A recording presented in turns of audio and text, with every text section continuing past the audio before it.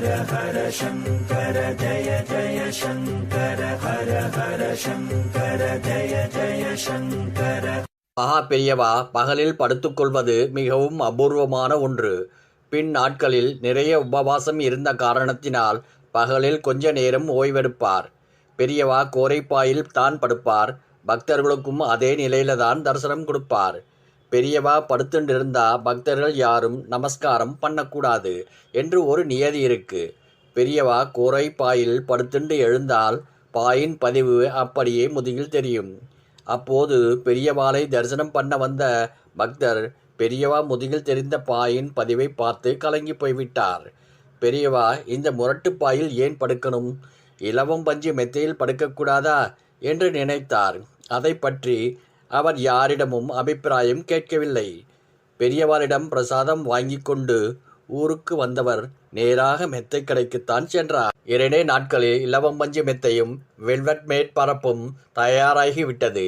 அதை தானே தன் கையால் ஸ்ரீமடத்துக்கு சுமந்து கொண்டு வந்தார். நெஞ்சு படபடென்று அடித்து கொண்டது. பெரியவா இப்பவே இதில் படுக்கணும், ரொம்ப சுகமாக இருக்கும் என்று சொல்லணும். பிரார்த்தனை பண்ணிக்கொண்டே பெரியவா முன்னாடி மெத்தையை வைத்தார். பக்கத்தில் நின்று கொண்டிருந்த அணுக்கு தொண்டர் பெரியவா கோரைப்பாயில் படுக்கிறது இந்த பக்தரை உறுத்துகிறதாம், அதனால் இலவம்பஞ்சு மெத்தை வாங்கிட்டு வந்திருக்கார் என்று கூறினார். பெரியவா மெத்தையை பக்கத்தில் கொண்டு வரச் சொல்லி தடவி பார்த்தார். பெரியவா இனிமேல் இதிலே தான் படுக்கப் போகிறார், முதுகில் பாய்த்தழும்பு தெரியாது என்று அந்த பக்தருக்கு சந்தோஷம் தாங்க முடியவில்லை. என்ன மெத்தை வழவழன்னு இருக்கே? ஆமாம் பெரியவா, மேலே வெல்வெட் துணி போட்டிருக்கு. அந்த பக்தருக்கு 2 நிமிஷம் 2 வருடமாக தோணித்து. பீஷ்மருக்கு அர்ஜுனன் ஓர் படுக்கை தயார் பண்ணினான். என்ன படுக்கை தெரியுமோ? அம்பு படுக்கை பெரியவா. அதுதான் அவருக்கு சுகமாக இருந்தது.